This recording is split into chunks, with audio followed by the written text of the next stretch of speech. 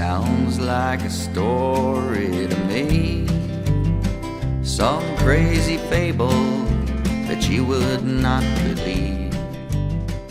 Oh, but ain't Welcome to the Avram Davidson universe, where we listen to some of the greatest stories ever written, adored by Ursula Le Guin, Neil Gaiman, Leonard Nimoy, Ray Bradbury, and Stephen King. Enjoy classic tales such as Are All the Seas with Oysters, The Golem, Sources of the Nile, and many others. Hello, and welcome to the Avram Davidson podcast. My name is Damon Leaf. Thank you for joining us today. Before we begin, I just want to do a big shout out to Seth Davis. He's the one who granted me this opportunity. And since I've been reading these short stories, I've been falling in love with Avram Davidson every single day. So I just want to really give a shout out to Seth. Thank you so much. Today's podcast guest is none other than Missy Erin. She is a producer and director. She was also a former roommate of mine. We roomed together during the very beginnings of COVID. We're going to be going over The Deed of the Deft-Footed Dragon, which is a very great story. I'm really excited for you guys to be listening to it today. So The Deed of the Deft-Footed Dragon is a short story that can be found in the most recent publications of the other 19th century, which was published in 2013. It is the book that will be in the link in the description below if you would like to purchase and read the short story, along with other works written by Avram Davidson. How are you? Hey, I'm great. How are you? Doing great. This is Missy Erin. She is an author and producer, and she's a director as well. Do you want to talk a little bit more about what you got going on right now? Sure. Right now, I'm actually in the process of editing my short film that I wrote and filmed last fall. What's it in called? The editing stages. It's called Lost in a Legend. Ooh, what's it about? It is a short film. It's a horror short film, kind of a ghost story, but with a witchy twist on the end of it. Oh, that sounds thrilling. I gotta dive right into that. As soon as it comes out, you gotta give me that link, girl. I'm telling you. I will let you know. Yeah, I gotta see it. All right. So just so that everybody's aware, we are going to be listening along to The Deed of the Deft-Footed Dragon. So it begins right now. Hope you enjoy. The Deed of the Deft-Footed Dragon. The Deed of the Deft-Footed Dragon was published in 1986. The Chinese laundryman On Lung was drawn from Davidson's sojourn in China at the close of World War II. Avram was in Peking during the Japanese surrender, and he took the opportunity to escape the confines of military life and explore the ancient culture of China. Avram's fascination with Asia lasted all his life. His last novel published during his lifetime, which I co-authored due to his ill health, concerns Marco Polo's travels through China and Asia. Marco Polo and the Sleeping Beauty, Bain Books, 1988. Michael Kurland, in his introduction to the Redward Edward papers, described Avram's sojourn in China. Davidson served with the Marines in the South Pacific. He ventured as far into northern China as Taiping, whereupon the Chinese immediately changed the name to Peking and closed the country to all foreigners for 25 years. G.D. It was frightfully hot in the streets. Most of the shops were cooler, particularly since the day was fairly young, but some of the shops were even hotter, and behind the beaded curtain in one of them, a man was taking advantage of the concealment thus offered to work stripped to the waist. And even so, the sweat poured off his torso and onto his thin cotton trousers. He did not think of complaining about the weather, sent, as it was, by the inscrutable decree of heaven. Still, it was necessary to admit that it did slow his work down. Not that he toiled 1 hour the less at the washtubs, not that he toiled 1 hour the less at the ironing board. Man was born to toil, and, brutal though the savages were among whom he toiled, it was almost inevitable that eventually he would have saved $1,000. Then he might retire to his native country and live at ease.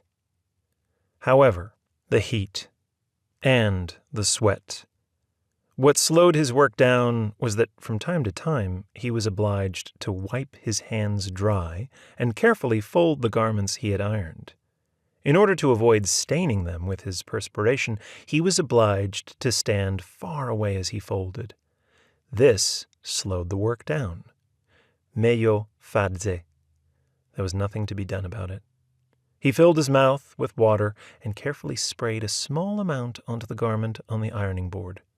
Then he picked up a hot iron from the stove and made it hiss upon the cloth. "It is unfortunate about the girl-child's absence," one of his countrymen then present observed. So, the water had evaporated. Another mouthful, another spray, another hiss. "She justified her rice by folding the garments while you ironed." So. This countryman was called Wong Cigar Fellow. He rolled the cigars themselves, then he peddled them to others. Sometimes he carried other things for sale from his basket. These varied, but always the cigars, hence his name. It is said that once you pursued a far more honored craft than this one, far away in the golden mountain city. The man said nothing. The peddler said, "All men know this is so, despite your great modesty. Do you not regret the change?" Meglio fadze. He puffed his cheeks with water, sprayed, ironed. Wong Cigar Fellow made as though to rise, settled again. "It is too bad about large, pale, savage female."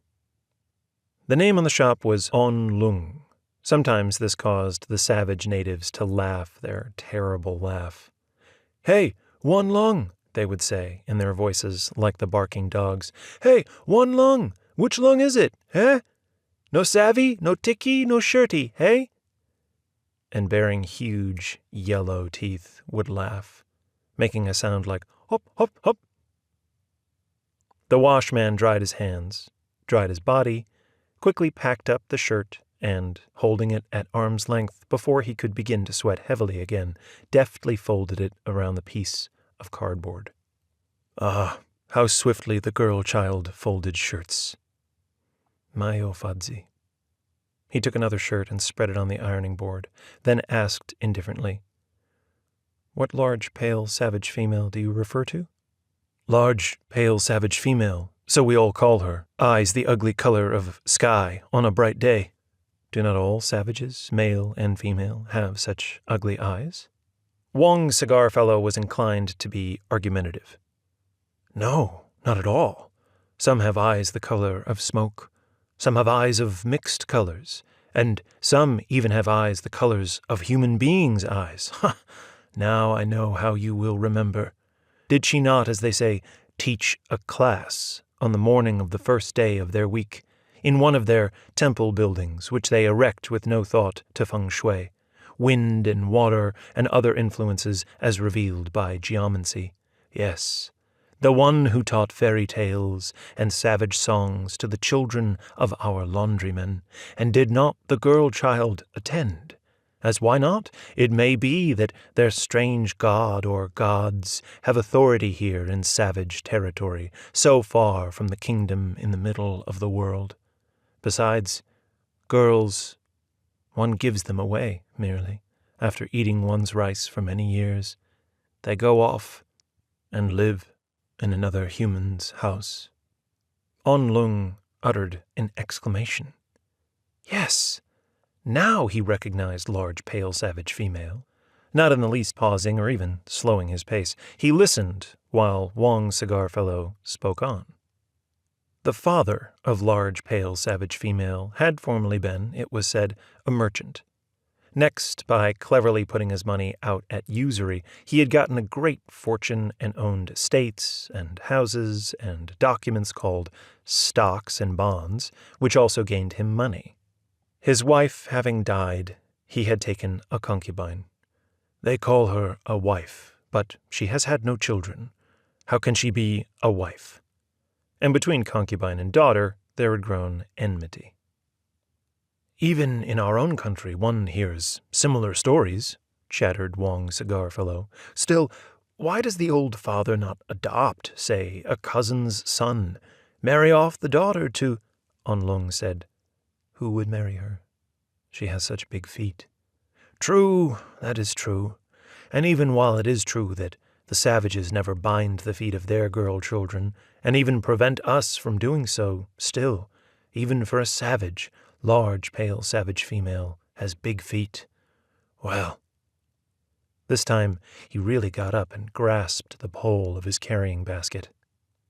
"It is said that the second wife, so-called, is gradually obtaining all the old man's property, and that, not content with this, has made plans to, as they say, make a will in her favor. He is old, and when he dies, what will become of large, pale, savage female?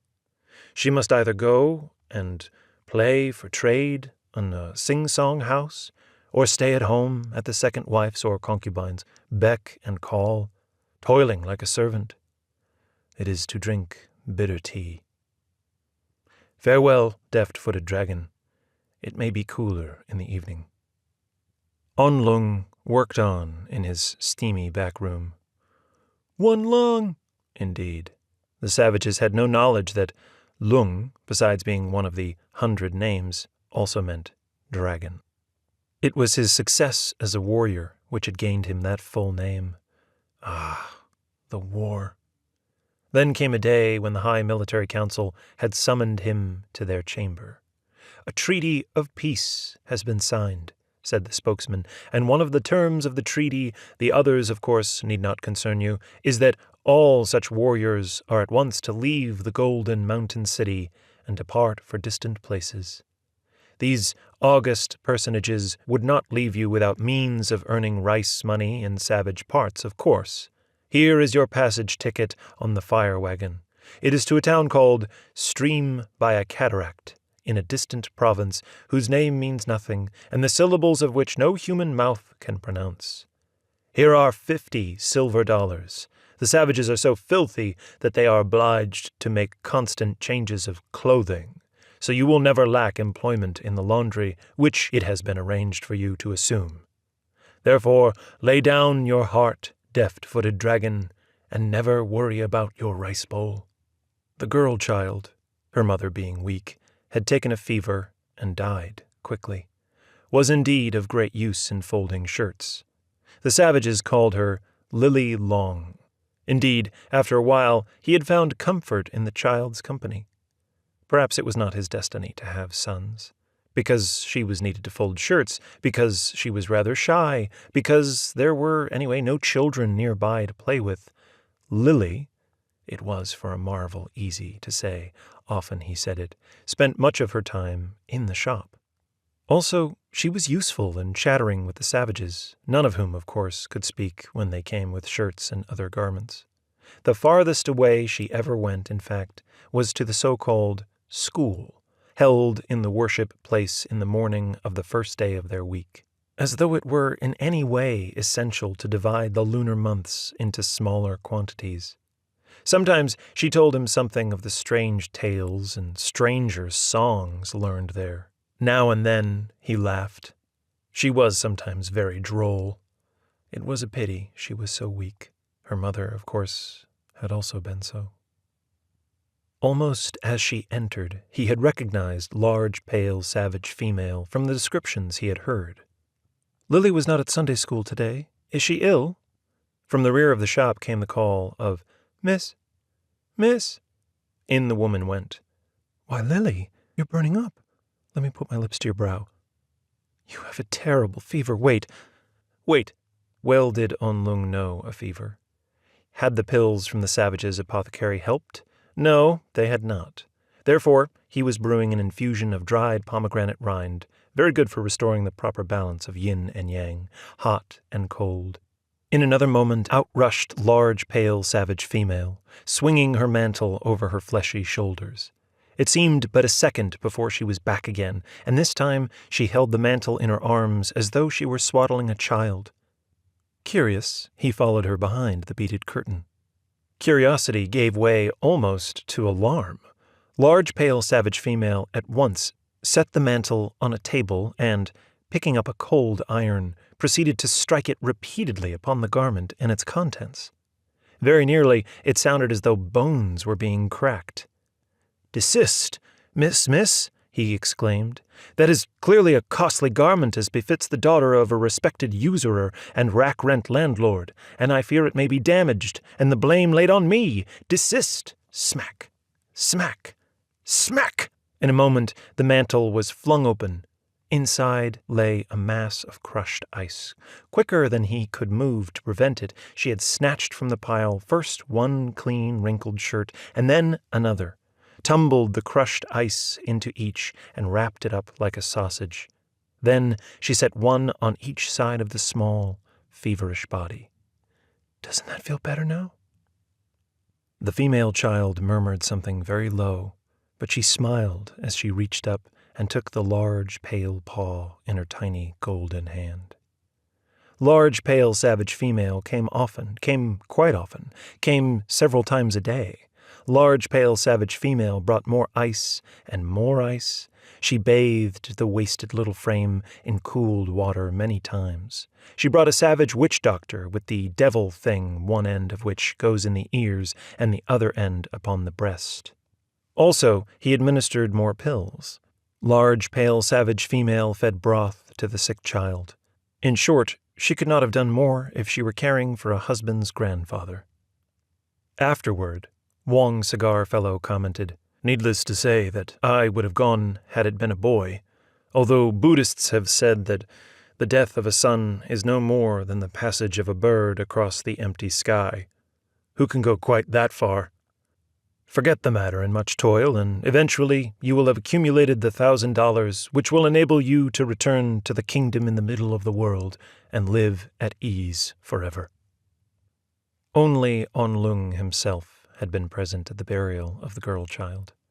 He, that is, and the large, pale, savage female, whose much care had not prevailed, plus the priest savage she had brought along. It was a wet, chill autumn day. The bitter wind had scattered rain and leaves, golden leaves. Henceforth the tiny ghost would sip in solitude of the yellow springs beneath the earth. It was astonishing how very painful the absence of the small person was found. One would not, indeed, have thought it possible. The heat had become intolerable. He thought of that sudden illness which was compared to the tightening of a red-hot band about the head.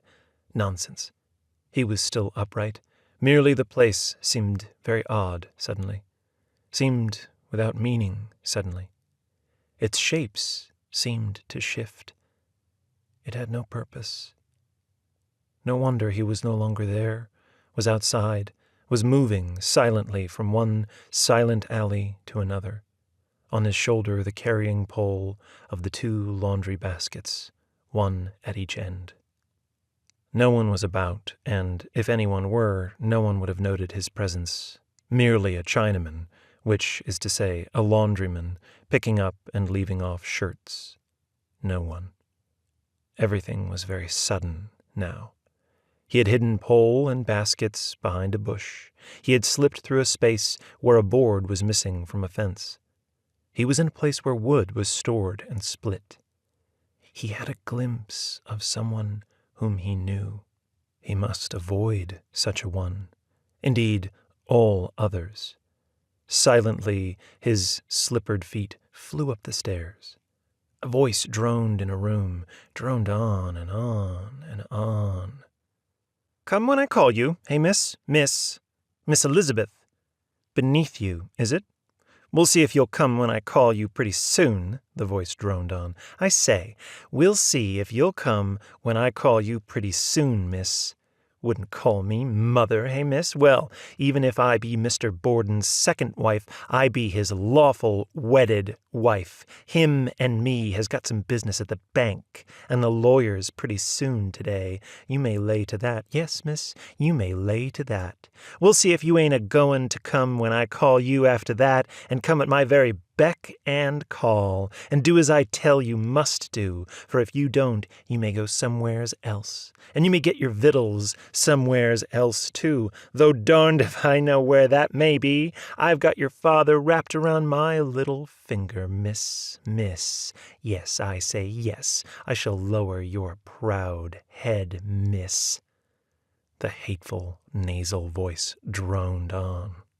So, this was she, the childless concubine of the father of large, pale, savage female. She, the one who planned to assume the rule of family property and cast out the daughter of the first wife? In this heat-stricken, insane, and savage world, only the practice of fidelity and the preservation of virtue could keep a man's heart from being crushed by pain.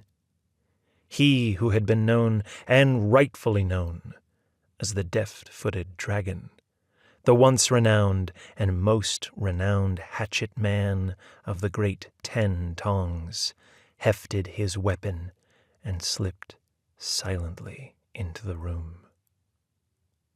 Oh, there you have it. That was the deed of the Deft-Footed Dragon. Very great story, honestly. What did you think? What was your overall impression? I think the overall impression of the story, it was very kind of like a lesson learned kind of story and very heartfelt. It was very heart touching to hear like that found family kind of deal to me. Okay. Give me a little bit more about like the lesson that you think that was here, because I'm actually interested in that.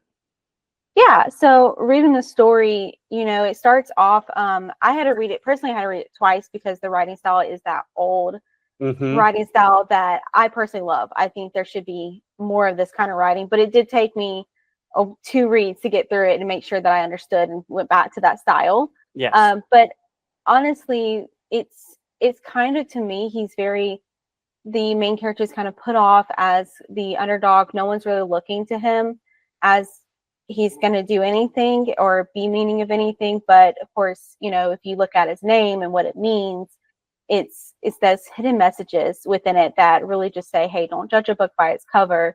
And you may think the main character is just this poor old man, but he's actually he's had a family, he's found a family, and even the family that he thought he wanted in the future turned out that he got the family he needed at the time. That's a good way to put it. I really like the way that you put that. So at the end of the story, right at the very pinnacle moment, you kind of get to know him from his army background, right?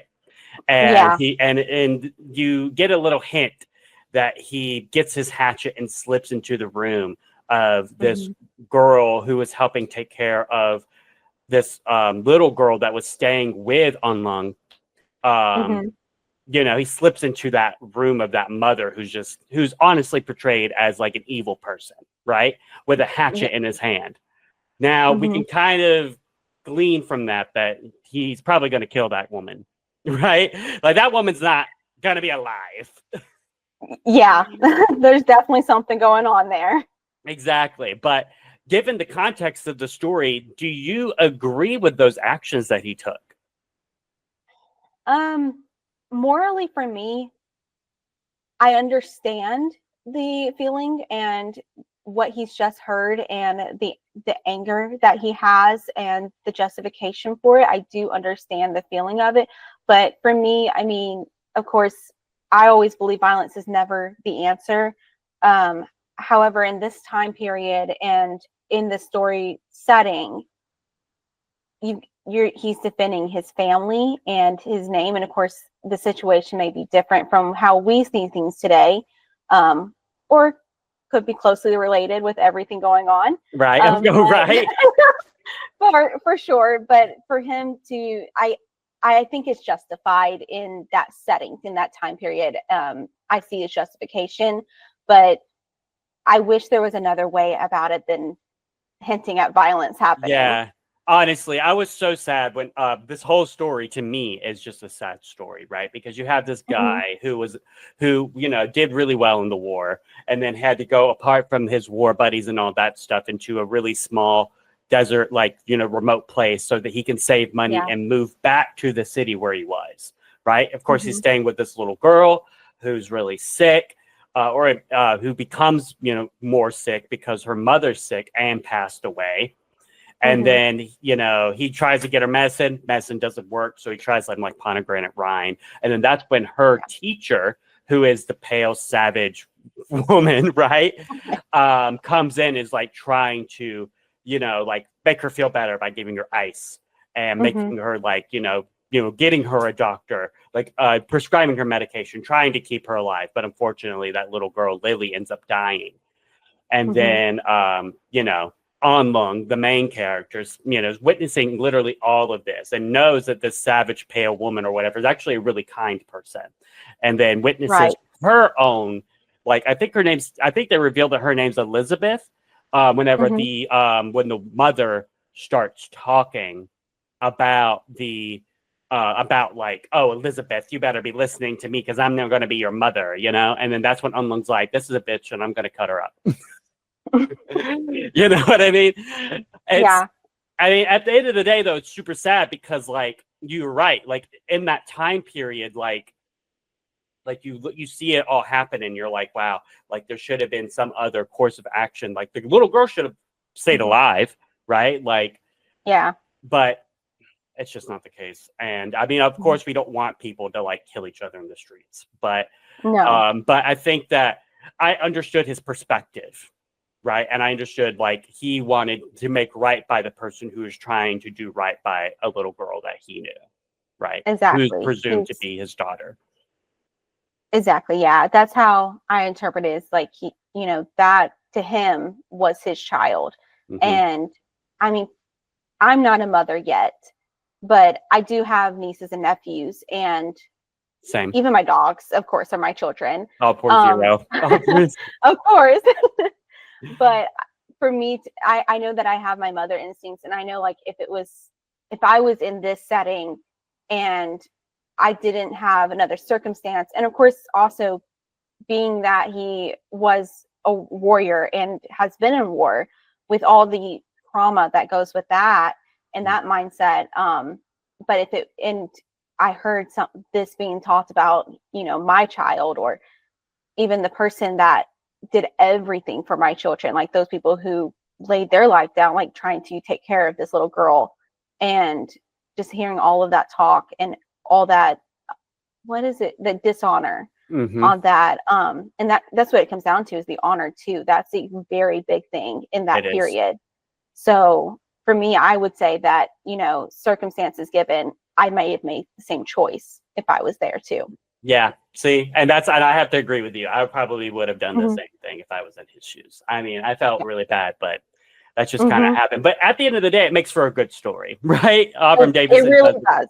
Avram Davidson does a wonderful job. He's a mass. He was considered like one of the greatest American short story writers of the 20th century. Ray Mhm. Yeah. Bradbury, John Collier. Like these are authors who are well renowned today, who looked at his work and really celebrated and championed his work.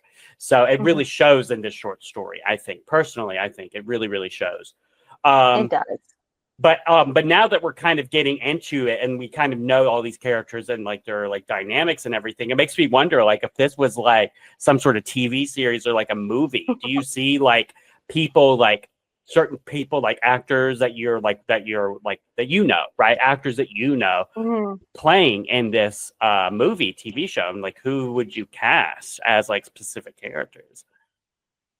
That is very, very true. I do know a lot of good friends who are in the acting career, Mm, or behind the camera too. And personally, I think when I was reading this, the large, pale, savage female. I know it says large, pale, savage female, and mm-hmm. there is some negative connotations on it, but Right. for me personally, I love how caring she was. She's so caring. And she is. And she just, she went to bat for that little girl and tried everything. Mm-hmm. And to me, I have a local actor. She was actually, I don't know if I can say this, but she was actually in the new Amazon Prime movie with Will Ferrell, You're Oh, Cordially Invited. Okay. hmm Okay, we got a Um, little bit of small town. I'm 2 degrees oh yeah. separated from a new celebrity. I didn't know that. Hey, she stays booked all the time, Oh and it's wow! really incredible to And see what's because her she name? just is so hardworking. Her name is Krishna Sisla Ward.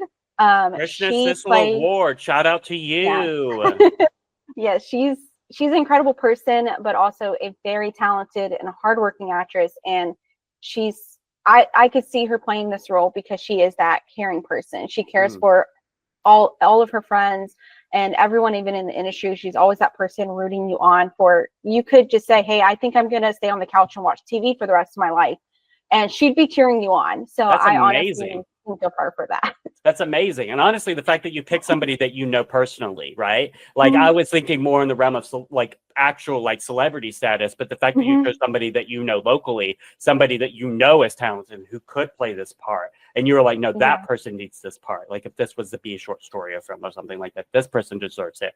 Like as I couldn't see Mhm, anybody else. I think that that's a beautiful thing. Shows that you really have that like that care for the people that you interact with on a day-to-day basis, and you can actually recognize that talent and you see it in them, and you're mhm, like, wow, you're gonna be good, you're gonna be big, girl.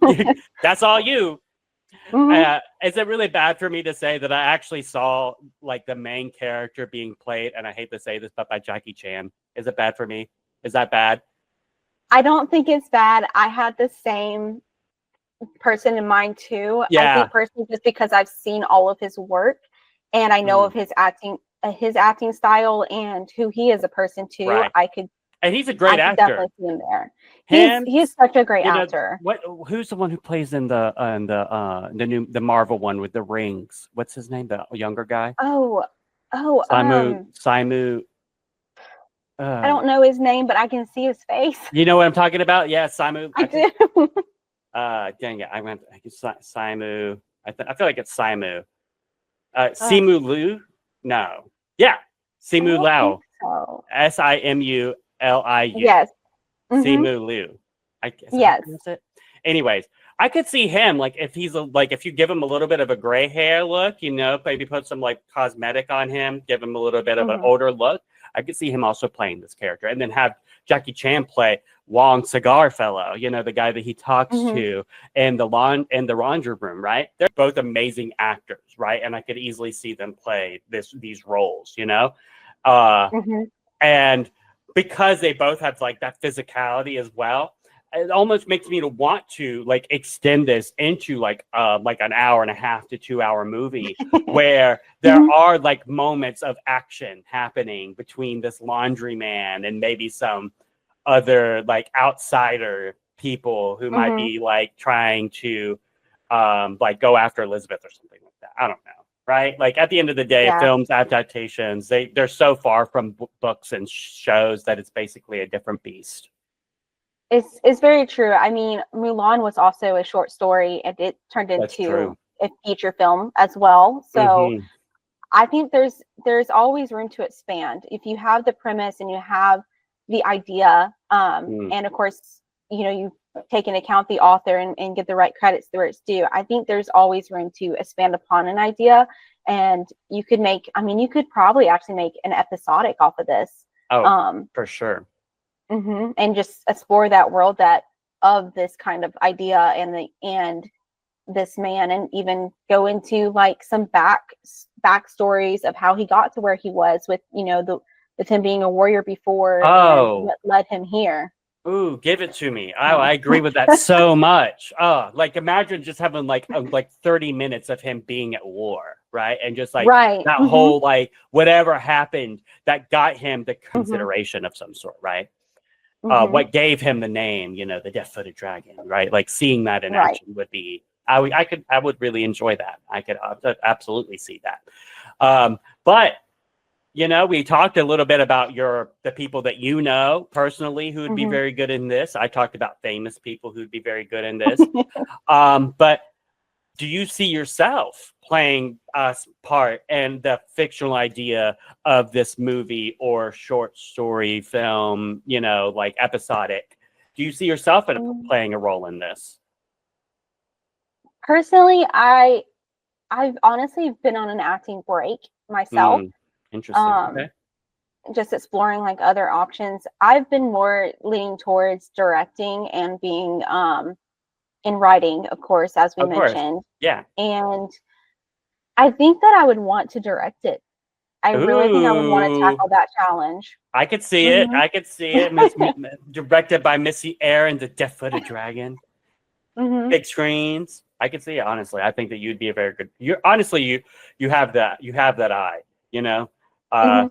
Thank not a you. lot of people have that. So I definitely could see you directing this or anything really. So, but if this were to adapt into a film, like we did talk a little bit about this already. So we did talk about like what parts of the story would we expand upon, what could be left out. So let's talk a little bit about like what could be left out, I guess, because we did talk a little bit about like we could expand about his entrance, like his war, right? We talked a little bit about that, and we talked a little bit more about like his dynamics with him and Elizabeth. But what do you think is a part of the story that might not necessarily need to be there if it would be adapted into film, or do you think it's all good juicy goss that we need to add into it? Well, personally, I'm a very detailed person, so which is it's terrible to have. Well, it's good to have in film, but it's also terrible to have because you don't want to cut things out. And for me personally, I don't think I found anything that I would take out because it just builds more to his character development and really lets you see everything building up to that final moment. And so I don't think anything needs to be taken out, and that's my personal opinion. I agree with it, honestly. Honestly, I put that in there as a trick. I wanted to see if you would say something so I could fight it. I was ready to fight it. I was like, but what are you talking about? I'm so sorry. This needs to be there. But it's honestly, though, I agree with you 100%. The short story in and of itself is just so well written that it gives you so much of each of the characters that are introduced as speakeasy. Even the ones that aren't necessarily speaking for Lily Long, right? Doesn't have like much of a speaking role other than saying Miss while she's sick. But like you have enough of a backstory, what her life was like, and you feel for that character just as much as any of the other ones. Which, it's crazy to me. Like I was talking to Seth about this whenever I first started doing this podcast on the last episode that we did, which was about the cobblestone street. I don't know if you've heard or looked up Avram Davidson at all since we've spoken, but now that you've read this short story, do you see yourself maybe wanting to read more of his works? So I definitely don't want to write any of his works. But I definitely do. I did look up the author a little bit just from what you told me, and just to kind of get a feel for his writing style. And personally, I think that I would want to read just a few more stories because this one really touched the heart a little bit, and so it's definitely made me curious about the other stories that he's written and what else I can find. Oh goodness, you don't even know. The last story that we did, and I'll just tell you a little bit of it. It was about, and honestly, the difference between this story and that last story, two totally different worlds, right?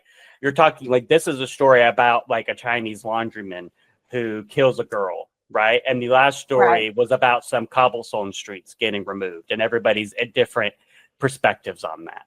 So it's different, right? Like they're like, I don't want to spoil too much about those cobblestone streets or what could be in there. So if you're interested, I might recommend you watch that episode, or maybe look up Avram Davidson and read the story yourself. Yeah, but at the end of the day, this story is amazing. And I'm glad that you were able to read it. And hopefully, maybe we'll get you back on the show for another short story in the future. We'll see.